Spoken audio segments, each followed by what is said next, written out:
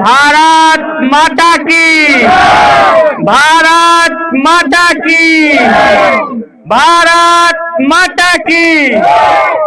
दोस्तों, आज कैथोकर में मशाल जलाकर मोदी सरकार के खिलाफ, उनकी वादा खिलाफी के खिलाफ हम आए हैं और आप लोगों के हाथों में मशाल पकड़ाई है। ये मशाल इसलिए पकड़ाई है कि ये वो प्रतीक है क्रांति का।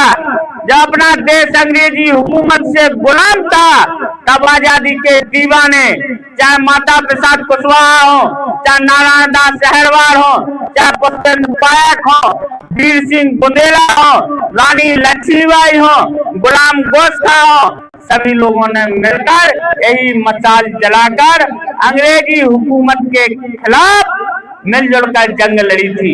तब ये देश अपना आजाद हुआ था। जब अपना देश आजाद हो गया, जब अपना देश आजाद हो गया, आजादी के दीवाने ने जब अपने देश में नई नवेली सरकार बनाई और नई नवेली सरकार के प्रधानमंत्री बने पंडित जवाहरलाल नेहरू, और जब देश के प्रधानमंत्री पंडित जवाहरलाल नेहरू बने, तब इस हिंदुस्तान में 18 प्रांत बने। 18 प्रांतों में अपना बुंदेलखंड भी एक प्रांत बना।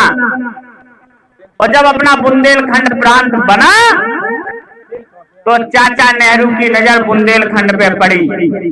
चाचा नेहरू समझ चुके थे कि देश का खजाना एक तरफ और बुंदेलखंड का खजाना एक तरफ, तो बुंदेलखंड के खजाने को कैसे लूटा जाए, बुंदेलखंड की नस्ल को कैसे बर्बाद किया जाए, बुंदेलखंड के लोगों का शोषण कैसे किया जाए, बुंदेलखंड के लोगों का दोहन कैसे किया जाए, बुंदेलखंड के लोगों को पलायन के लिए मजबूर कैसे किया जाए, इसके लिए हम लोग बुंदेलखंड को 2 भागों में बांटते हैं।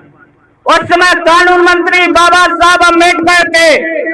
बाबा साहब अम्बेडकर ने इसका विरोध किया। बाबा साहब अम्बेडकर ने कहा कि बुंदेलखंड में सबसे बड़ा समाज अगर रहता है तो वो दलितों का रहता है, पिछड़ों का रहता है। और चाचा नेहरू, आप यहाँ हमारे बगल में आ जाओ, आप झंडा जो लिए हैं वो हमारे बगल में आ जाए, आप आगे आ जाते हैं बगल में।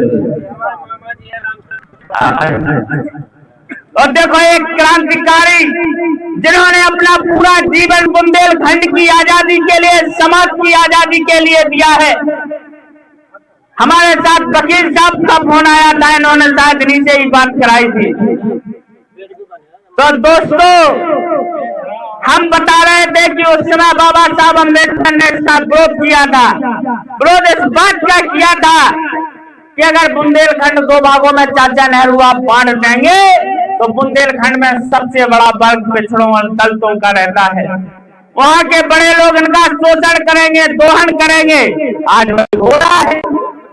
एक सामान्य परिवार में, गरीब परिवार में लोगों को अपने बेटा बेटी की शादी करनी पड़ती है, तो बैंक के दरवाजे देखने पड़ते हैं, मित्रों के दरवाजे देखने पड़ते हैं, रिश्तेदारों से कर्जा लेना पड़ता है, तब वो शादी कर पाता है। इसलिए हम आज आजादी के बीते हुए लगभग देश को आजाद हुए 79 साल हो गए। पूरे बुंदेलखंड में एक भी इन्होंने एम्स नहीं बनाया, एक भी अच्छा कारखाना नहीं लगा, अच्छे अस्पताल नहीं है, अच्छे विश्वविद्यालय नहीं है, अच्छे स्कूल नहीं है। क्यों नहीं है? इसकी लड़ाई कौन लड़ेगा? हम लोगों को लड़नी पड़ेगी। हम लोगों ने जन आक्रोश यात्रा दोस्तों निकाली। जन आक्रोश यात्रा इसलिए निकाली कि देखें कि बुंदेलखंड के लोग क्या चाहते हैं। बुंदेलखंड की जन आक्रोश यात्रा, हाँ ट्रैक्टर निकल जान दो, थोड़े आगे इधर आ जाओ, फिर पीछे चले जाइए।